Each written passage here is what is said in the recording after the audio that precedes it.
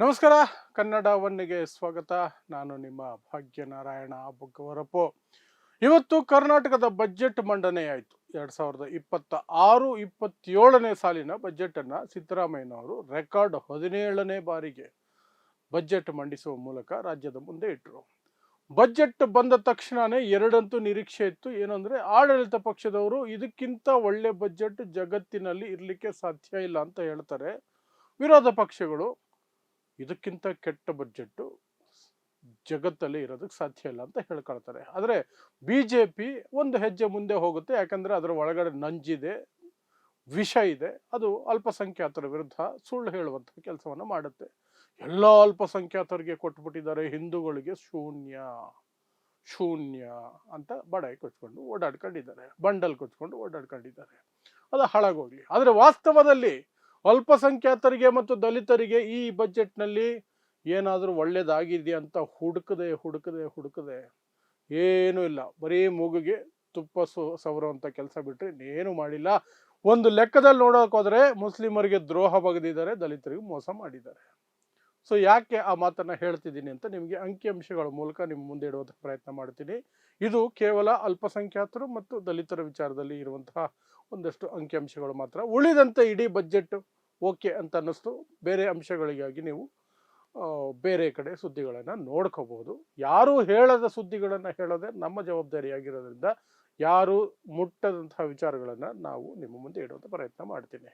ಮುಸ್ಲಿಮರು ಅಂದರೆ ಅಲ್ಪಸಂಖ್ಯಾತರು ಮತ್ತು ದಲಿತರ ವಿಚಾರವಾಗಿ ಏನಾಗಿದೆ, ಅದರ ಜೊತೆಗೆ ಸಮಾಜ ಕಲ್ಯಾಣ ಇಲಾಖೆ ಏನಾಗಿದೆ, ಆರೋಗ್ಯ ಶಿಕ್ಷಣ ಸ್ವಲ್ಪ ಮುಖ್ಯ ಅಲ್ವಾ, ಅದರ ಬಗ್ಗೆ ಸಹ ಸ್ವಲ್ಪ ಮಾಹಿತಿಯನ್ನು ಕೊಡುವಂಥ ಪ್ರಯತ್ನವನ್ನು ಮಾಡ್ತೀನಿ. ಅಲ್ಲೂ ಸಹ ಹೇಗೆ ಈ ರಾಜ್ಯಕ್ಕೆ ಉಂಡೆನಾಮ ಹಚ್ಚಿದ್ದಾರೆ, ಉದ್ದನಾಮ ಎಲ್ಲ ನಾಮಗಳು ಹಚ್ಚಿದ್ದಾರೆ ಸಿದ್ದರಾಮಯ್ಯನವರು ಸಕ್ಸಸ್ಫುಲ್ ಆಗಿ ಅಂತ ತಿಳಿಸೋ ಪ್ರಯತ್ನ ಮಾಡ್ತೀನಿ. ಸೊ ಮೊದಲಿಗೆ BJP ಅವರು ಹೇಳ್ತಿದಾರಲ್ಲ, ಎಲ್ಲ ಮುಸ್ಲಿಮರಿಗೆ ಕೊಟ್ಟುಬಿಟ್ಟಿದ್ದಾರೆ, ಹಿಂದೂಗಳಿಗೇನೂ ಇಲ್ಲ.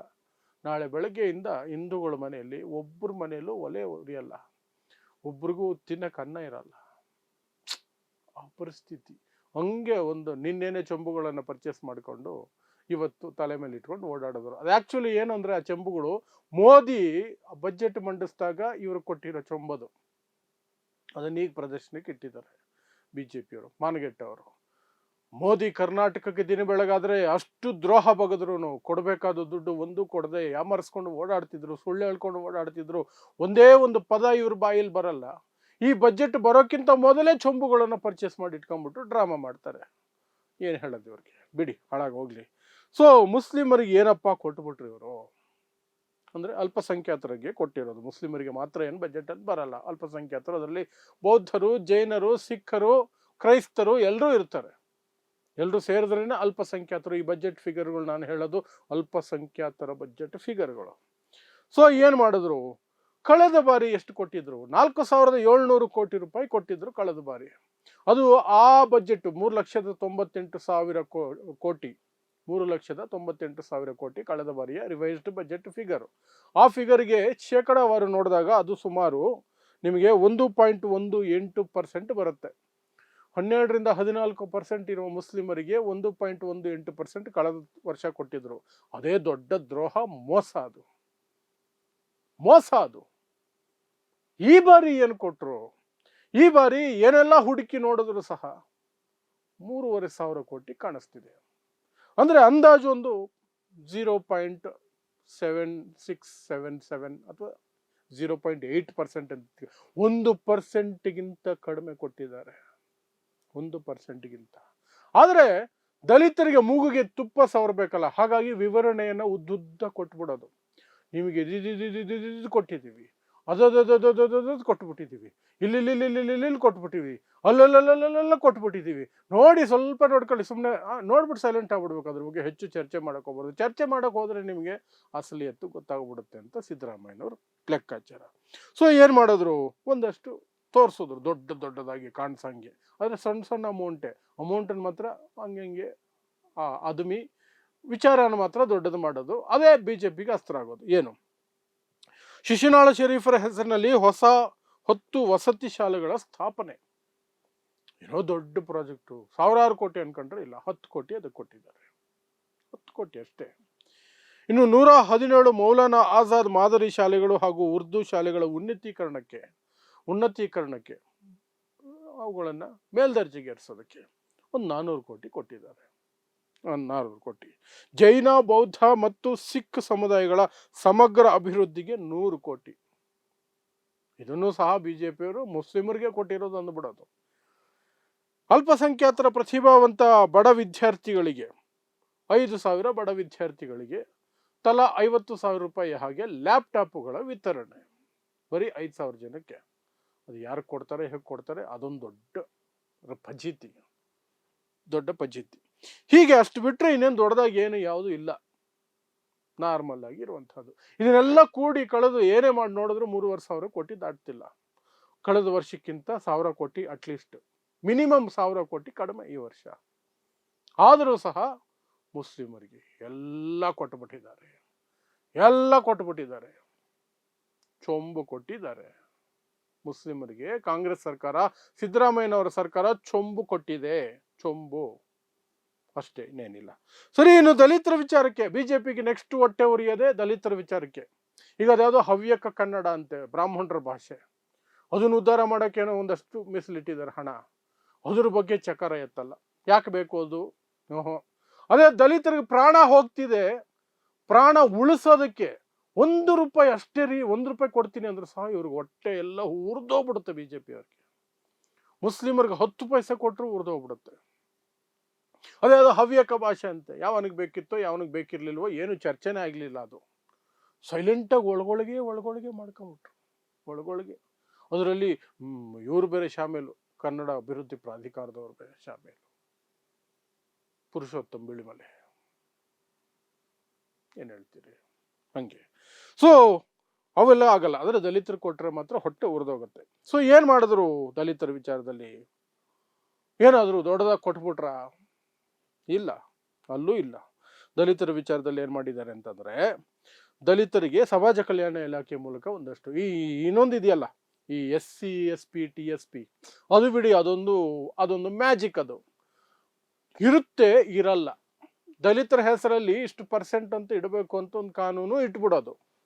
ಆಮೇಲೆ ಅದನ್ನು ತೆಗೆದು ಆ ಯೋಜನೆ ಕೊಟ್ಟೆ, ಈ ಯೋಜನೆ ಕೊಟ್ಟೆ, ಶಕ್ತಿ ಕೊಟ್ಟೆ, ಇನ್ಯಾವುದಕ್ಕೋ ಕೊಟ್ಟೆ, ಯುಕ್ತಿ ಕೊಟ್ಟೆ, ಏನೋ ಒಟ್ಟಿನಲ್ಲಿ ತಲೆ ಬಿಸಾಕ್ಬಿಡೋದು ದಲಿತರಿಗೆ. ಮೀಸಲಿಡುವಾಗ ಮಾತ್ರ ಬಜೆಟಲ್ಲಿ ಮಾತ್ರ ಎಲ್ರಿಗೂ ಕಣ್ಣುರಿ, ಎಲ್ಲೆಲ್ಲ ಉರಿ, ಏನೇನೋ ಉರಿ ಬರೋ ಹಾಗೆ ಒಂದು ದೊಡ್ಡ ಫಿಗರ್ 50,000 ಕೋಟಿ 60,000 ಕೋಟಿ ಅಂತ ತೋರಿಸ್ಬಿಡೋದು. ಸಣ್ಣ ಅಮೌಂಟ್ ಅಲ್ಲ, 35, 40, 50,000 ಕೋಟಿ ಅಂತ ತೋರಿಸ್ಬಿಡೋದು. ಆಮೇಲೆ ಅದನ್ನು ಹಂಗೆ ಬಾಚ್ಕೊಂಬಿಡೋದು. ದಲಿತರು ಉದ್ಧಾರ ಆಗಿದ್ದು ಇಲ್ಲ, ಅವ್ರ ಹೆಸರಿಗೆ ದುಡ್ಡು ಓದಂಗೂ ಆಯಿತು, ಅವ್ರ ಮೇಲೆ ಹೊಟ್ಟೆ ಉರ್ಕೊಂಡಿದ್ದಾಯಿತು ಬೇರೆಯವರು. ಹಂಗೆ. ಸೊ ಹಾಗೆ ದಲಿತರ ವಿಚಾರಕ್ಕೆ ಇನ್ನೊಂದಷ್ಟು ಬರುವಂಥದ್ದು ಅಲ್ಪಸಂಖ್ಯಾತರ ವಿಚಾರ ಬಿಟ್ಟ ಮೇಲೆ ನೀವು ಸಮಾಜ ಕಲ್ಯಾಣ ಇಲಾಖೆ ಬರುತ್ತೆ. ಅಲ್ಲಿ ಏನಪ್ಪ ಬಜೆಟ್ ಕೊಟ್ಟಿದ್ದಾರೆ ಈ ಬಾರಿ ಕೊಟ್ಟಿರುವಂತಹ ಬಜೆಟ್ 18,612 ಕೋಟಿ. ಅದು ಎಷ್ಟು ಪರ್ಸೆಂಟೇಜ್ ತಗೊಂಡ್ರೆ ಬಜೆಟ್ಗೆ 4,48,00,000 ಕೋಟಿ ಬಜೆಟ್ ಅಲ್ವಾ ಇದು. ಇದರಲ್ಲಿ 4.14% ಬರುತ್ತೆ. 4.14%. ಕಳೆದ ಬಾರಿಗಿಂತ ಅಮೌಂಟ್ ನೋಡಿದಾಗ ಸ್ವಲ್ಪ ಜಾಸ್ತಿ ಕಾಣುತ್ತಿದ್ದು. ಕಳೆದ ಬಾರಿ 17,473 ಕೋಟಿ, ಈ ಬಾರಿ 18,612 ಕೋಟಿ. ಹಾಗಾಗಿ ಸುಮಾರು ಒಂದು 1,200 ಕೋಟಿ ಜಾಸ್ತಿ ಕೊಟ್ಟಂಗೆ ಕಾಣಿಸ್ಬಿಡುತ್ತೆ. ಬಟ್ ವಾಸ್ತವ ಅದೇನಾ, ನಿಜನಾ ಅಂತ ನೋಡೋದಾದರೆ ಅಲ್ಲ. ಕಳೆದ ಬಾರಿ 3,98,000 ಕೋಟಿಯ ಬಜೆಟ್ನಲ್ಲಿ 4.39% ಹಣನ ಸಮಾಜ ಕಲ್ಯಾಣ ಇಲಾಖೆ ಕೊಟ್ಟಿದ್ರು. ಈ ಬಾರಿ ಆ ಪರ್ಸೆಂಟೇಜ್ ಕಡಿಮೆ ಮಾಡಿದ್ದಾರೆ. 0.25% ಕಡಿಮೆ ಮಾಡಿ 4.14% ಮಾತ್ರ ಈ ಬಾರಿ ಸಮಾಜ ಕಲ್ಯಾಣ ಇಲಾಖೆ ಕೊಟ್ಟಿರೋದು. ಫಿಗರ್ ದೊಡ್ಡ ತೋರಿಸ್ಬಿಟ್ಟು ಯಾಮಾರಿಸ್ಬಿಡೋದು. ಇದು ದಲಿತರ ಕತೆ. ಇನ್ನು ಮುಖ್ಯವಾದಂಥದ್ದು, ಎಲ್ರಿಗೂ ಸಂಬಂಧಪಟ್ಟಂಥದ್ದು ಶಿಕ್ಷಣ ಮತ್ತು ಆರೋಗ್ಯ. ಅಲ್ಲೇನಾದರೂ ದೊಡ್ಡ ಇದು ಕೊಟ್ಟಿದ್ದಾರಾ ಎಲ್ಲರಿಗೂ ಸೇರಿ ಅಂತ ಅನ್ನೋದಾದರೆ ಅಲ್ಲೂ ಏನು ದೊಡ್ಡದಾಗಿ ಏನು ಕಾಣ್ತಿಲ್ಲ. ಆರೋಗ್ಯ ಕ್ಷೇತ್ರಕ್ಕೆ ಬಂದಾಗ ಈ ಬಾರಿ ಅವರು ಕೊಟ್ಟಿರುವಂಥದ್ದು ಕೇವಲ 3.98% ಬಜೆಟಲ್ಲಿ 3.98%. ಅದು 17,817 ಕೋಟಿ ಬರುತ್ತೆ. 17,817 ಕೋಟಿ. ಆದರೆ ಕಳೆದ ಬಾರಿ 4.39% ಕೊಟ್ಟಿದ್ರು. ಅಂದರೆ ಈ ಬಾರಿ ಸುಮಾರು 0.5% ಕಡಿಮೆ ಮಾಡಿದ್ದಾರೆ. ಯಾವುದಕ್ಕೆ? ಆರೋಗ್ಯ ಕ್ಷೇತ್ರಕ್ಕೆ.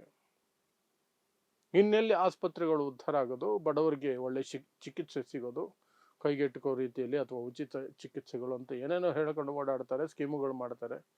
ಅಲ್ಲಿ ಬಜೆಟ್ ಅರ್ಧ % ಕಡಿಮೆ ಮಾಡ್ಕೊಂಡಿದ್ದಾರೆ. ಅದೊಂದು ರೀತಿ ಇದು. ಇನ್ನು ಶಿಕ್ಷಣದಲ್ಲಿ ಏನಾದ್ರು ಮಾಡ್ಬಿಡ್ತಾರ ಅಂತ ನೋಡಕ್ ಹೋದ್ರೆ ಅಲ್ಲೂ ಸಹ 10.54% ಮಾತ್ರ ಶಿಕ್ಷಣಕ್ಕೆ ಕೊಟ್ಟಿರೋದು. ರಾಷ್ಟ್ರೀಯ ಸರಾಸರಿ ನೋಡಿದಾಗ 15% ಇದೆ. ಇಲ್ಲಿ 50% ಕಡಿಮೆ, ರಾಷ್ಟ್ರೀಯ ಸರಾಸರಿಗಿಂತ 50% ಕಡಿಮೆ ಕರ್ನಾಟಕ ಬಜೆಟ್. ಸೊ ಅದರಲ್ಲಿ ಏನ್ ಮಾಡಿದ್ದಾರೆ, ಒಂದಷ್ಟು 47,000 ಕೋಟಿ ಏನೋ ಕೊಟ್ಟಿದ್ದಾರೆ. ಸರಿ, ಇದು ಹೋದ ವರ್ಷಕ್ಕಿಂತ ಜಾಸ್ತಿನ ಅಂದ್ರೆ ಅಮೌಂಟ್ ನೋಡಿದಾಗ ಜಾಸ್ತಿನೇ ಅನ್ಸುತ್ತೆ. ಯಾಕಂದ್ರೆ 45,286 ಕೋಟಿ ಕಳೆದ ಬಾರಿ ಕೊಟ್ಟಿದ್ರು. ಈ ಬಾರಿ ಅದಕ್ಕಿಂತ ಸುಮಾರು 2,000 ಕೋಟಿ ಜಾಸ್ತಿ ಅಂತ ಕಾಣಿಸ್ತಾ ಇದೆ. ಬಟ್ ವಾಸ್ತವ ಏನು ಅಂದ್ರೆ ಪರ್ಸೆಂಟೇಜ್ ತಗೊಂಡಾಗ ಮತ್ತೆ ಕಳೆದ ಬಾರಿಗಿಂತ ಕಡಿಮೆ. ಕಳೆದ ಬಾರಿ 11.38% ಬಜೆಟ್ ಅಲ್ಲಿ ಶಿಕ್ಷಣ ಕೊಟ್ಟಿದ್ರು. ಈ ಬಾರಿ ಕೇವಲ 10.54% ಕೊಟ್ಟಿದ್ದಾರೆ. ಸೊ ಅದಕ್ಕೆ ನಾನು ಹೇಳ್ತಿರೋದು, ಅಲ್ಪಸಂಖ್ಯಾತರಿಗೆ ಚೊಂಬು ಕೊಟ್ಟರು, ದಲಿತರಿಗೆ ಉದ್ದನಾಮ ಹಾಕಿದ್ರು, ಇನ್ನು ಮಿಕ್ಕವರಿಗೆಲ್ಲರೂ ಸಹ ಮೂಗಿಗೆ ತುಪ್ಪ ಸವರಿದ್ರು. ಆದರೆ ಯಾರಿಗೆ ಏನು ಸದ್ದಿಲ್ಲದೆ ಸೈಲೆಂಟ್ ಆಗಿ ಏನೇನು ಹೋಗ್ಬೇಕು ಅದೆಲ್ಲ ಹೋಗಿರ್ತದೆ. ಮುಜರಾಯಿ ಇಲಾಖೆ ಹೆಸರಲ್ಲಿ ಹೋಗಿರ್ತದೆ, ಇನ್ಯಾರ್ದು ತಲೆಯಿಂದ ಹುಟ್ಟಿರೋರ ಅಭಿವೃದ್ಧಿಗೆ ಅಂತ ಹೋಗಿರ್ತದೆ, ಹವ್ಯಕ ಭಾಷೆ ಅಂತೆ, ಹವ್ಯಕ ಕನ್ನಡ ಅಂತೆ, ಅದರ ಉದ್ಧಾರಕ್ಕೆ ಒಂದಷ್ಟು ದುಡ್ಡಂತೆ, ಇನ್ನೂ ಏನೇನೋ ಇರ್ತವೆ ಈ ಥರದ್ದು.